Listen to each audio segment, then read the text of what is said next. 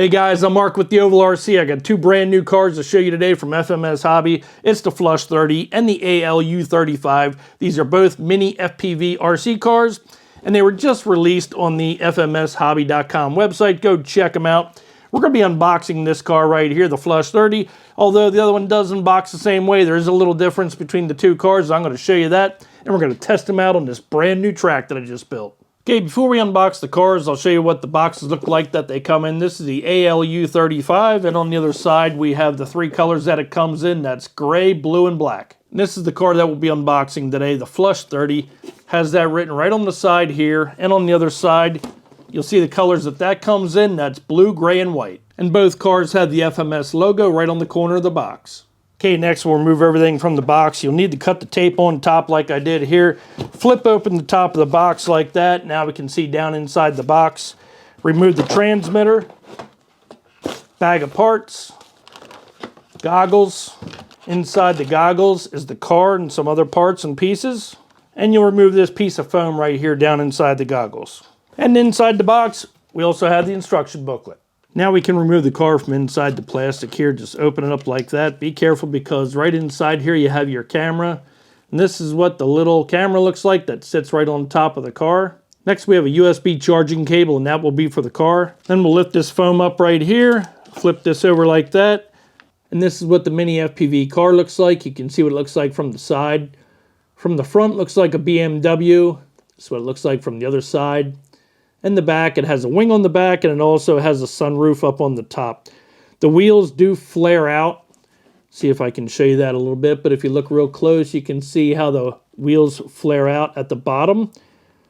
Give it that stance, cool looking stance. Has little side mirrors, and this sunroof up top here. You'll get your nail underneath that. If you can, flip that open just like that and remove that. And the camera will sit right on top of the car, just like that.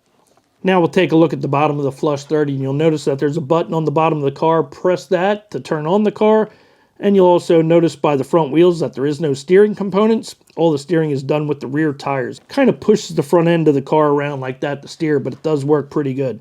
Also has a charging port right by the front of the car. And you can see what both cars look like sitting side by side. The Flush 30 on this side here, the ALU35 on this side.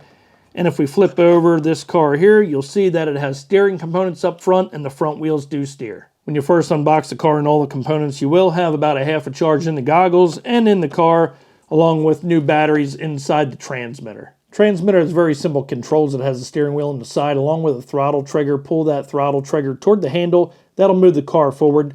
Pushing that trigger forward will move the car in reverse. You will want to power up the transmitter first just by moving this switch on top, just like that. You'll hear a couple beeps. Next we'll turn on the car just by pressing the button. See the car lights up, flash around a little bit. And if you pull the trigger, you can see the car move forward, and push on the trigger, you see it move in reverse. And press this button right here on the transmitter and change the different colors underneath the car. Red, purple, blue, green, light blue, and orange. The button facing the adjustment knobs, if you press that, you can turn on the lights, hit it again, put on the high beams, hit it again, turn off the lights. And the car also has turn signals, turning to the left and to the right. And the car even has rear turn signals. Next you want to open up this bag right here, and this has some extra parts that you will need for your goggles. Comes with two antennas, charging cord for your goggles, and an audio cord. To install the antennas, just remove these two red plastic caps right here and screw the antennas right down on top of the goggles. After you have your transmitter turned on and your car turned on, then you'll see a menu button and a power button right here on this side of the goggles. Just press and hold that. The goggles will light up inside. It'll look like a TV screen inside. After you turn your goggles on and you see this static right here, you will need to press this band button on top of the goggles. Just press that until you see the screen with your car. There we go. Now we can see our camera looking at the other cars right there, ready to use the car. Put the goggles over your head just like this here. And it will fit over top of glasses too. So it doesn't look very fast, but when you're looking through these goggles, it looks like you're going 100 miles an hour. It's really cool, especially on this homemade track that I'd made here. Now you guys can see what it looks like while looking through the goggles.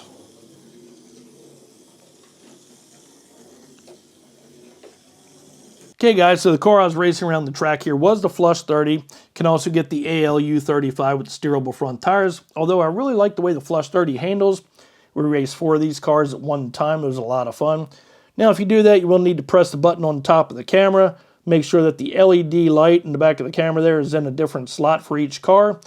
That way you can see what's going on with your car and not what's going on with everybody else's car.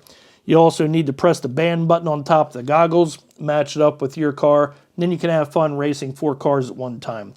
Now we did find out there is a lot of interference when racing 4 cars at one time, and it also depends on how many electronics are in the building that you're in. That could also cause even more interference. But we did have a lot of fun racing 4 cars at one time, and I'll leave the link up for you guys right there.